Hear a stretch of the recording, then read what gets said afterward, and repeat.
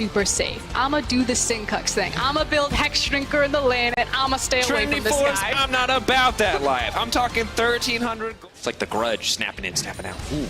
Going in. Syncux, why would you go that way? That is definitely not the way you want it to go. I'm sorry. I'm gonna say that was a misclick. Big mistake on the side of Syncux. Definitely help out the Corki and the Sivir immensely. Ooh, nice block coming in from Vanders to stop any potential steal there coming in from the Ezreal ult. Cersei, though, will take away a blue buff in Humanoid. I think one of the worst things about playing against LeBlanc Crossrun is not the burst damage, but the fact that you don't really get to decide how things happen because Cersei is deciding it for you. Kill again onto Syncux. No hesitation there from the Lee Sin. And Syncux using that so hard on the hold on. Kickus, unstoppable, but definitely not unkillable. Ignite is there as well. Northscaring going to leap forward. The Ignite still ticking. Great Zhonya's. There's no way he survives. Kickus does go down in the end. Kavi going to snipe that one out with a Mystic Shot. I was going to say, you have two options. You can try to use it mid lane to help Sal. I feel like it just has to be very soothing. Northscaring going in. Cersei going to get the kick back. Hiku with a spell shield to block it out. Sidestepping here. Well played by Hiku to try to make it out of this one, but there's just too many members on the top side. Vander has to give his life up. Well played by the Splyce lineup. Herald comes in bot side, though. Orgok continue to push forward. Kick is going to grab the Drake as well, and now Humanoid trying to force a play in the mid lane. At the end of the day, Rogue are trading well on these objectives. They're going to grab a tower. They may look to grab another tower, too. Immediately, you see the Aatrox backing up to try to stop the second tower from going down. Yeah, the big thing was, of course, getting that much damage on an inner tower, but hold on, Humanoid. Has to be careful. That's an immense amount of damage. Challenging Smite. Humanoid going back. That is a brave move. Kickus can't be disabled. Orome coming forward. The flash to secure it in the end. Well played by the new rookie top laner to make sure that kill goes down. Kickus, that means a tier 2 tower, but once again, Rogue responding for an objective with an objective. Trading the tower for a Drake here in the end. I'm going to say, as we get closer to the Baron being live, however, this is still a Rogue TP now responded to.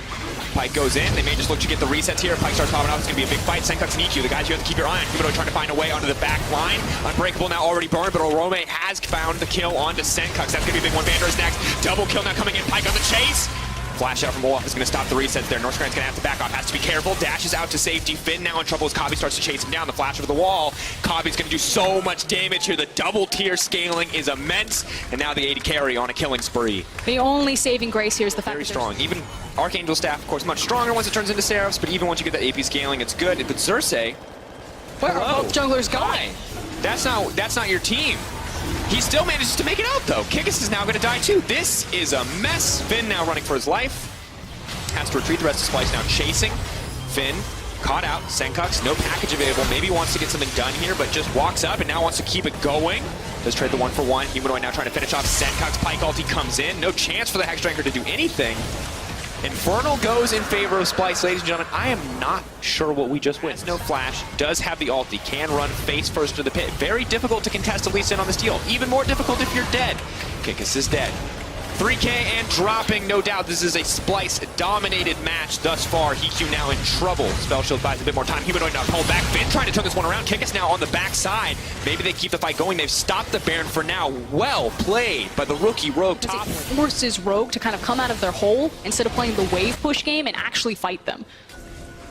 Feels like Splyce just really need this Baron. I wonder if they'll pull off to try to find another fight win or if they'll just focus on securing this one this time around. Vander alive has used the Unbreakable. Big cooldown, important to watch in the fight. Humanoid on the backside. That flank is going to be key if Splyce want to find success here. Hook pulls back. Humanoid trying to find his way to the backside, but Rogue are ready for this one. On the hunt, but Hiku's all alone on the front line. Has used the spell shield. Now starting to throw out a few attacks. Orome, though, getting the reset. Splyce now Kavi going godlike, pulling back. Finn coming in, trying to look for the reset. We'll get the fear in the middle of the team. Syncux finally finding a kill to shut down on the Kavi. Northscaring desperately trying to find the retreat. Rogue are winning the fights. The gold deficit does not matter when you are getting outplayed. Northscaring finding it onto Hiku, but immediately the carries are falling left and right. Frost throwing this game is a bloodbath. Rogue's composition is just so much. Ezreal does so much damage, and if Kabe is able to land these skill shots, he's still going to shred through this team. Finn. It's just harder to do. One man on the front lines finds Humanoid once again. Gets the ulti on the LeBlanc. This champion should never get caught, but yet again, Finn finds a way. He will give his life, though, in the exchange. Cersei now going to go down too. Rogue are definitely winning the fight. Kave needs to slowly play this one out. Retreat and poke. Fishing though, onto the AD carry. A lot of burst comes in from the Ezreal, trying to cut down Kikis. Orome zoning out, comes to the backside, but Hiku, he's the credited carry. He wants to get another one. North Garen finds the kill. He's turning this one back. It is Hiku versus the world. He needs to kill Kave, but no, North Garen coming in, waiting for that spell shield. Ace coming out for Splyce. Virtually throwing the game entirely back in Rogue's favor, but Splyce finally make the clutch break at 35 minutes exactly. They will take it down. 5-2-6 his scoreline. Finn though now running forward. Kave needs to be careful, trying desperately to find the Ezreal. They're going to find the knock to disengage. Rogue have to be careful here. Splyce definitely have the advantage in the fight at this stage as it continues to extend. North Garen now wants to fish for more. Has used the ulti though and immediately turned on. Cannot underestimate that. Mistake on the ult now costs him. Orome is going to use. Splyce is just going to siege this one up. Ezreal does so much damage to these towers. They need to take as much as possible here because, again, this is getting very scary with the execution. Very much so. I think his 3 skills together onto a single champion is incredible. I mean, his ability to 100-0 virtually everyone, save for the Urgot, is astronomical, and so the only... over and over and get them to trip, and they may have just tripped Hiku.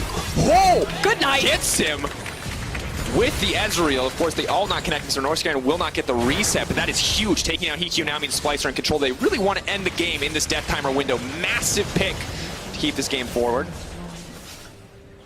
One inhibitor down, 2 inhibitors down. Looks like they should be able to get all 3 and end the game. Wow, a single pick deciding this game. Finn could try to turn it here, but don't know if he has quite enough. All eyes on Senkux now, the last remaining massive damage source. Finn, no aggressive combat sums. The TP available, has to be careful here.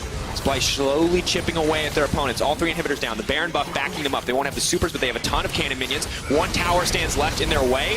Slowly they're plucking away. Orome now leaping forward, trying to zone scout characters away from their base. Kave can now focus the towers unobstructed. Splyce are going to take the game in the end. It is a messy one, but finally they find a way into the base and they find the win.